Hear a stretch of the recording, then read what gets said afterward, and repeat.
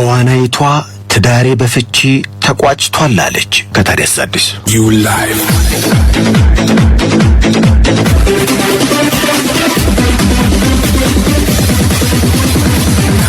I'm free again.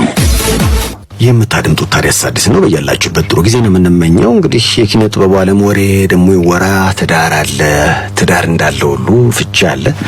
በሚገርም ሁኔታ እንግዲህ ባለፈው እንደውም አንድ ቁጥር ሳይ ነበር የሚጋቡና የሚፋቱ ባለትዳሮች ቁጥር።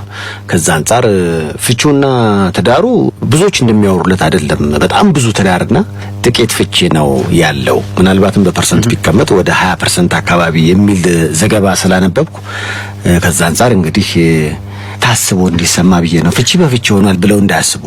አይ በጣም በርካቶች ብዙ ሲያወሩም እንዳጋጣሚም ሆኖ ሲነሳ የሚጋባውና የሚፋታው ሰው ቁጥር እኮ እኩል ነው የሚሉ ነገሮች ተደጋግመው ሲሰማ ነበር። በቅርብ የወጣው ቁጥር ግን የሚጋባውና የሚፋታውን ቁጥር ስትመለከተው በጣም የሚጋባው ብዙ ነው፣ የሚፋታው በጣም ትንሽ ነው። ይሄንን ስትመለከተው ትንሽ ተስፋ የሚያሰጥ ነገር አለው። እንዳትፈራ ያረጋሃል። ግን ትግባባና ትጋባለህ፣ ሳትግባባ ስትቀር ደግሞ ትለያያለህ። ይሄ የዓለም ገጽታ ነው። አሁን ዛሬ የተለያየችው አርቲስት ግን ማን ነች? ወደ ዋናው ነገር ናስቲ። ብዙ ጊዜ እንግዲህ ትዳር በስምምነት ላይ የተመሰረተ ሲሆን ጥሩ ነው። ልጆች ጭቅጭቅ እያዩ ማደግ የለባቸውም ነው።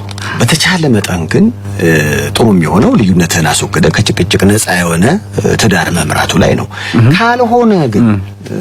ካልሆነ የመጨረሻው አማራጭ ፍቺ በመሆኑ ይመስላል እንግዲህ ይቺ ወጣት ተዋናይት ትዳሬ በፍቺ ተቋጭቷል ለማለት የበቃችው።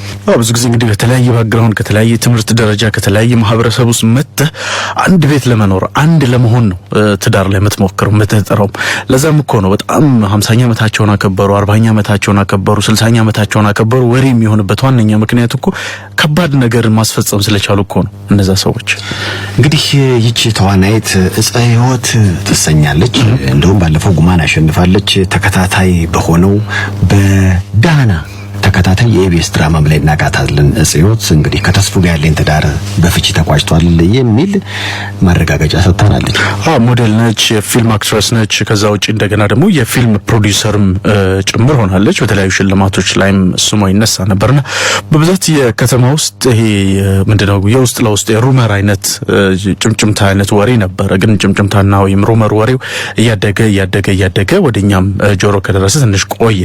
እናም ግን ያንን ወሬ እውነት ነው ወይ የሚለውን ነገር ለማጣራትም ወደ እፀ ህይወትም ደውለን ነበርና አሁን ትዳራችን በጋራ መስማማት ተለያይተናል ብለዋል። 2 ልጆች አፍርተዋል። ነገራችን ላይ ከትዳር ሁለቱም እንግዲህ በጋራ ለማሳደግ ወስነዋል። እንግዲህ እፀ ህይወት እንደነገረችን ከሆነ ለመግባባት ብዙ ተሞክሯል። ስላልሆነ ግን ትዳራቸው በፍቺ ተቋጭቷል። ምናልባት የእፀ ህይወትና የተስፉ ትዳር እኮ ለየት የሚያደርገው ታገቢኛለሽ ወይ የሚለውን ጥያቄ ራሱ ያቀረበላት መንገድ ላይ ትራፊክ ፖሊሱ ተባብሮ ምናምንና መንገድ ተዘግቶ ትልቅ ወሬ ነበር። ታዲያስ አዲስ ጭምር ብዙ መገናኛ ብዙሃን ወሬ ጭምር ነበርና በተለይ ይሄ ታገቢኛለሽ የሚለው ጥያቄ ላይ ራሱ ትልቅ ጭቅጭቅ አስነስቶም ጭምር ነበር። መንገድ ተዘግቶ መኪና ምናምን ሰርፕራይዝ አድርጓት ምናምን ነበርና ወሬ ሆኖ ነበር። በጣም ትልቅ ወሬ ሆኖ ነበር። ደስ የሚሉ ለሰዎችን አፍርተው ከዛ በኋላ እንግዲህ ባርዳስ የተሰኘ እንደው ፖሊ መስመር ላይ የሚገርም ሬስቶራንትና ላውንጅ ሁሉ ነበራቸው። ተዘጋሁን ቤቱ ወይስ ምን እንዴት ሆነ እሱ ነገር? እንግዲህ እኔ ባለኝ መረጃ መሰረት ተስፉ ባለቤቷ ይዞታል።